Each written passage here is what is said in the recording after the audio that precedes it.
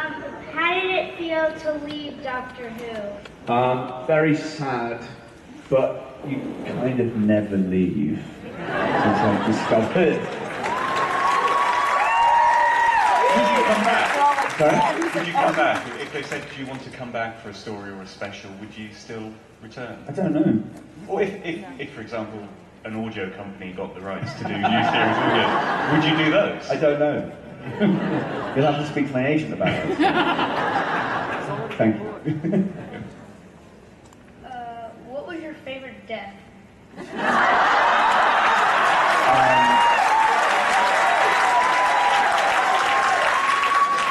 My favourite one was in, I don't know the names of the episodes, in the episode 7 of series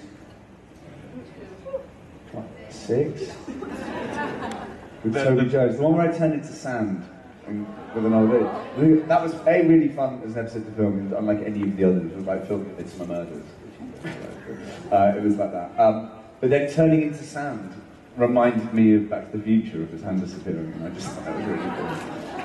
I watched that episode, just went turning into sand. That one. Thank you. Hey there. Every of the many times you died, did you always know you were going to come back? Yeah, I did. Apart from the last one. But I didn't come back. Yeah.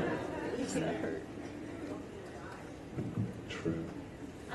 I know I went to London in September and I saw The Lightning Child, which you wrote and it was music for, yeah. And it was really, really great. I was wondering if you're planning to do more writing of musicals and trying to bring it to Broadway or to the West End.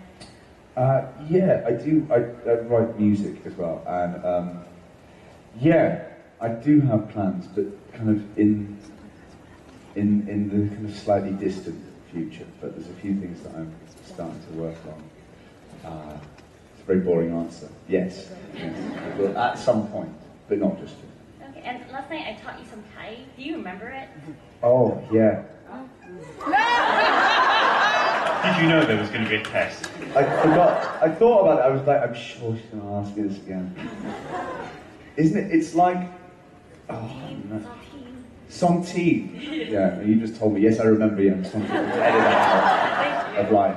Santine, thank you. Which is swearing, everyone. So. Here you go. Hi. I was wondering, what was it like working with David Tennant on Broadchurch, and do you know if you'll be coming back for season 2 of Broadchurch? I have no idea. I know some stuff about it, but I'm not allowed to talk about it. But the things I do know about it are very exciting.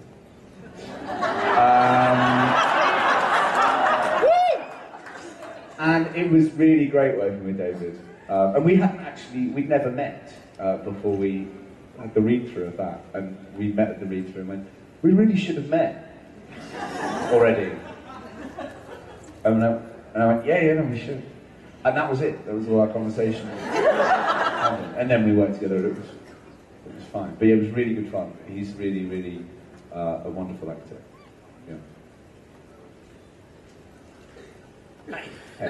So I know you were saying earlier that when you first started, you kind of seemed like your character was just there to just kind of step in and say funny things every once in a while. When did you start to see a change in your character as far as you started to, because you ended basically a hero. Yeah. You started, you were a lot tougher. Well, when they saw what I was like in real life.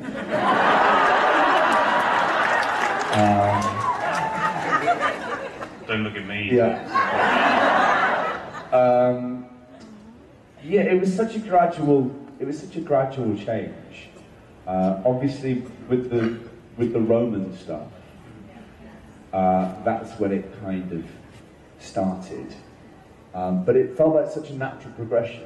The way Stephen wrote it was amazing. It never felt forced. It never felt I was doing anything that was out of character. And I think it was just such a brilliant thing to be able to play a character for that long who had such a big journey to make. But you kind of got every stage of it. And it was around then, around those 2 episodes. And those are the kind of my favourite ones, I think, because it's quite right in the middle where it's Rory just discovering that he can, obviously he's made plastic as well, confusing. but discovering that he could be a bit badass. Thank you. Hi. Hi. If you were cast as the Doctor, who would you want to play your companion? That's a great question. I would cast. I'd like an animal friend. Well, that's a great answer. Yeah.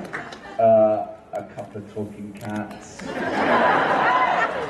You know, a lemur. You do realise you've already reached Tom Baker levels of madness. In just a few years of having that. Would be good. And Well, there were puppet. already talking cats on the show. Sorry? There were already Oh, talking there were already. cats. Yeah, of course.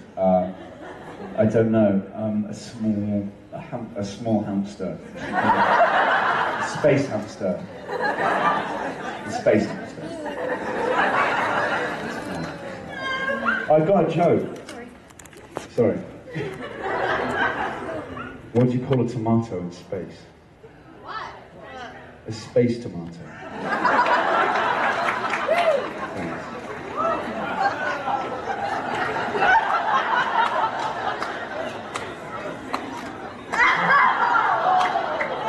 Thanks.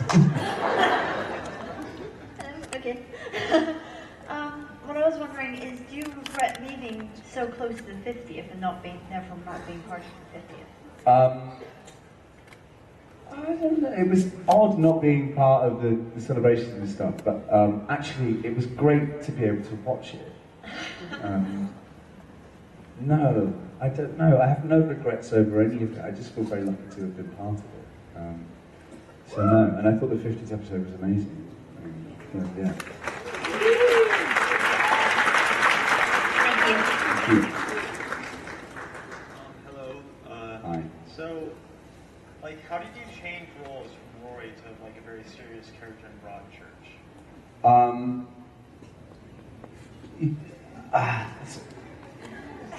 You're an actor. Yeah. Pretty much. Yeah, I did a lot of research for Broadchurch and kind of met figures and did all that. But yeah, it was just a completely different job. I don't know, yeah. I quite like the variety of playing different roles. I quite like extreme. The reason What's the sort of, I don't want to say what's your favourite role, but what sort of type do you prefer to? Before Doctor Who, and actually since, the stuff I've really enjoyed and got most cast as are kind of people that aren't very nice. And I really enjoy playing horrible people. Kind of aggressive, horrible people. So, Well, I think a lot of lovely actors do say it gives you a chance to be and do the things you wouldn't normally do. yeah, and I like kind of the more extreme stuff. I love like period dramas and stuff, and able to, do have silly hair and silly beards and funny clothes. But yeah, I'm a big fan of playing nasty pieces of work. Do you find members of the public react to you in certain ways depending on what you've recently appeared in? Do you find some people obviously come up to you in the street because of Rory? And... Yeah, it's a lot to live up to. And because it's such a likeable character, everyone's very nice. So that's good. But yeah, it is a lot to live up to.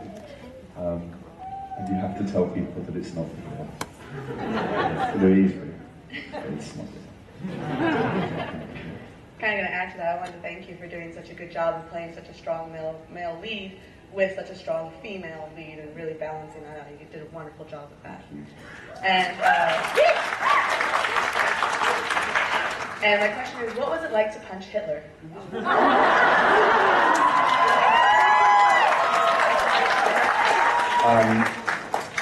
That was one of the scripts I opened and just went, yeah. So yeah, it was awesome. But there was quite a lot of pressure. But it was odd. And just seeing him in the lunch queue was the... No one would talk to him. He's here. You see Hitler over there. Yeah, I don't think he had a very good time. Everyone was horrible. He was lovely though. He was a lovely man. But it was just too old. The well known was like, I just punched Hitler in the face. But yeah, it was great. I think we have time for one more. That's okay, really sorry. My question is, you've been commenting on the enthusiasm of this audience all night, so what was your first experience with discovering just how rabid American fans can be? Well,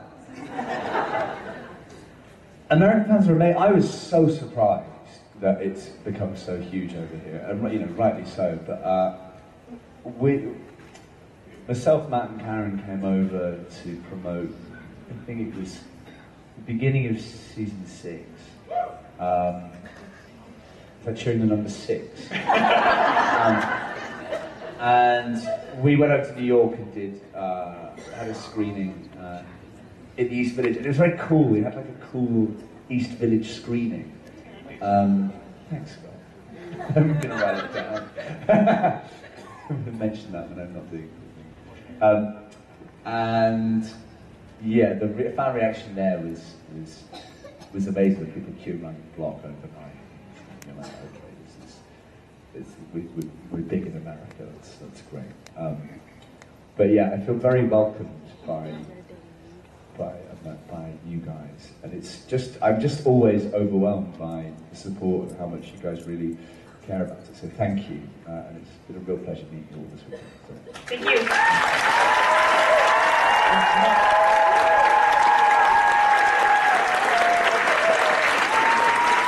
Just before we wrap up, can I ask you, do you own a Rory action figure? Yes. My mom's got like 10 of them, and they're in a box in our basement. I haven't got one on show myself. I think that would be. I've got one of the little tiny ones on the mantelpiece, but I think, yeah, I don't. You don't play with it? I don't play with it. Play me and do the voice. Yeah. Just having a game of me. Sorry. So yeah, I don't actively. But that was a big moment, getting an action figure. I've just realised that's a really weird note to end a panel on. But it's nice to end on a weird note. With that in mind, please give a huge hand for Mr. Darvill.